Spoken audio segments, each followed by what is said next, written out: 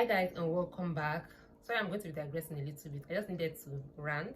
My mouth is scratching me. Let me talk. So I have and it's about my hair. I have my hair covered this way because my hair at the moment, like, you don't want to see it, okay? And I wanted to make a voiceover, but I'm like, this is why I put myself under unnecessary pressure. Like, what is wrong in me covering my hair and then come up here and do what I needed to do? As tired and as worked up as I am, then the hair is now what to stop me from doing what I needed to do. I'm like, no, I can still cover up my hair and come here and do what I needed to do. So this is why I'm looking this way, and I'll still not be caught on fresh. So guys, welcome back to yet another tutorial video. Today we're going to be making a crop top with a pin and neckline. More of a 2-in-1 tutorial, so either ways you have something to gain. And if this is one you're interested in, why not hit the like button and let's get right into the tutorial.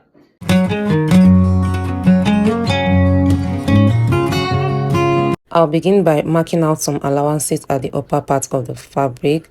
So for the allowance at the upper part, I'm going to be using about 1.5 inches at the upper part. So after the marking out of this 1.5 inch, I'm going to start up my, the length of the blouse from this 1.5 inches. So because it's a crop top, we're not going to be using a full blouse length. I'm going to be stopping the measurement at the half waist length plus my seam allowance of 2 inches. That's the fold edge allowance. So I marked that out, and the total it gave me is 18.5 inches.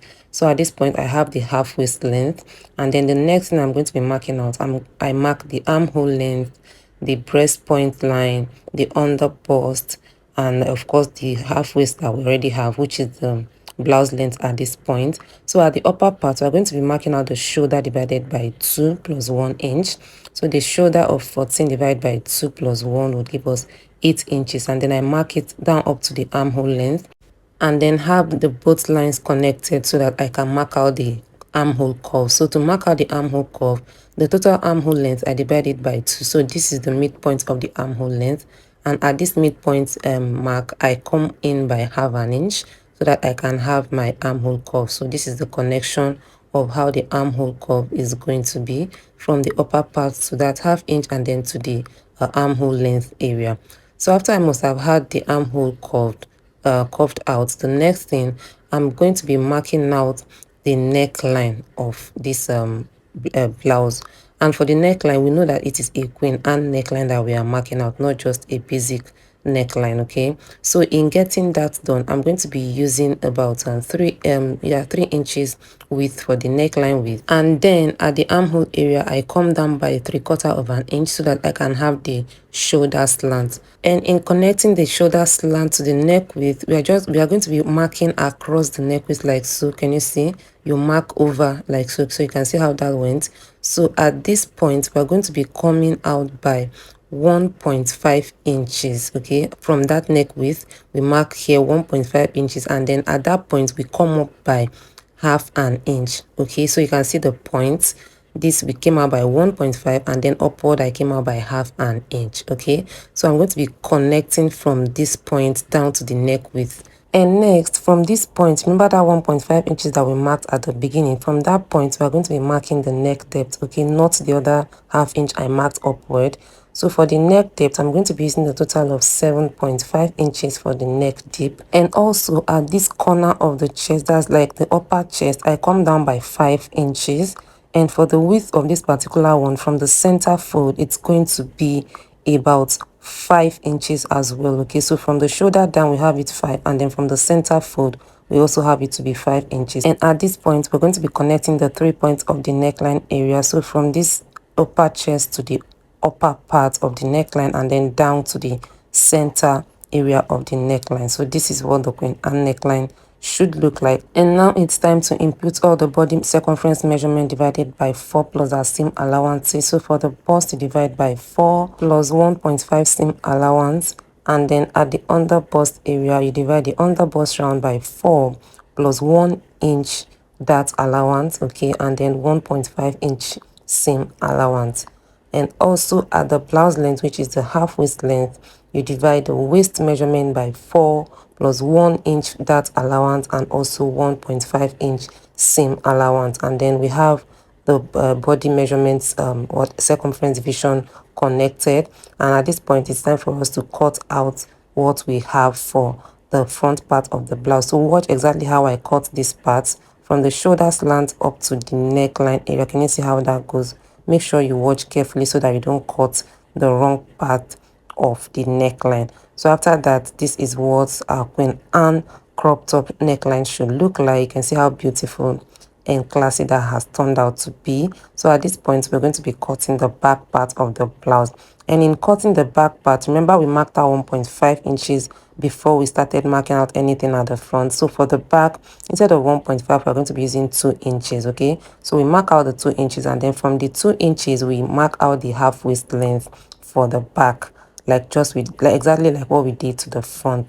So I mark out the half waist length, which for the back, remember that the half waist length for the back is always shorter than that of the front, either by half an inch or 3/4, depending on the body measurement. But for this one, the back was shorter by half an inch. So here I used 18 inches instead of 18.5 that I used at the front. And because this is the back, we need to mark out our zipper allowance. And then for the zipper allowance, I'm marking out 1.5 inches for the zipper allowance. So this here we have the zipper allowance for the back, and next we're going to be marking out the vertical measurement like we did to the front, which includes the armhole length, the breast point, the under bust. So here we have all the vertical measurements, and next we mark out the shoulder divided by 2 plus 1 inch, just like we did to the front as well.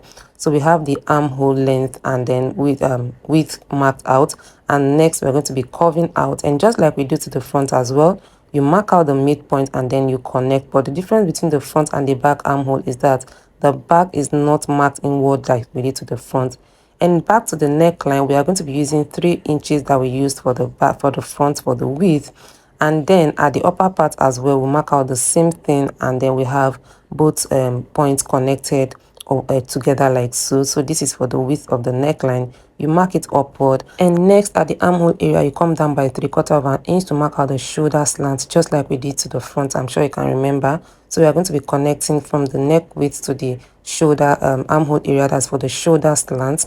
So we have that marked out, and then the next thing, we come back to the neckline area. So at this point, I'm going to be coming up by 1.5 inch. You can see this is 1.5, and then at this at a center fold area, I come up by 1 inch. So you can see the other side is 1.5, and here we have 1 inch, both at the zipper allowance area and the center fold area.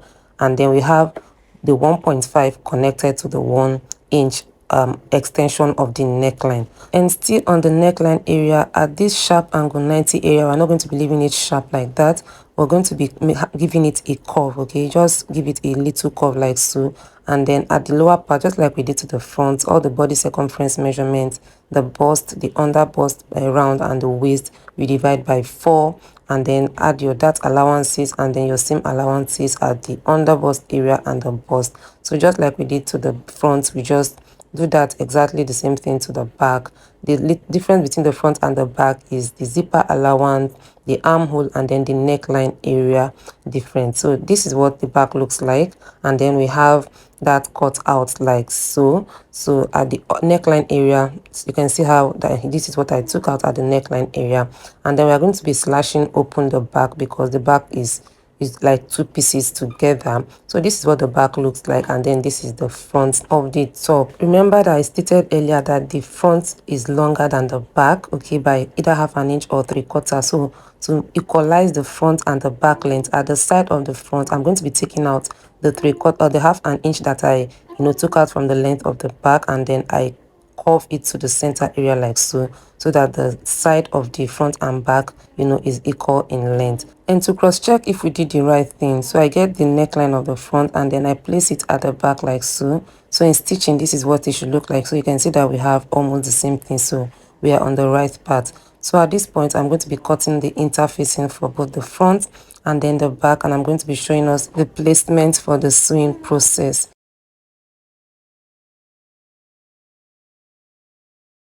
And this is the back part of the top, and at this point I'm marking out the zipper allowance so that I can fold and have it ironed out for easy access as to where to fix my zip. So I'm trying to place it to show us how the stitching is going to be. So this is the front and placed over the back, and then you stitch around the shoulder area like so. For the stitching process, you can check my pin and neckline tutorial, you know, to follow the process of the sewing properly. So guys, this is basically how you go about this cutting of your queen and neckline crop top. And guys, this is what the outcome looks like. Looks very beautiful. This was worn on a very flowy Caribbean skirt. Thank you for watching and see you in my next one. Bye.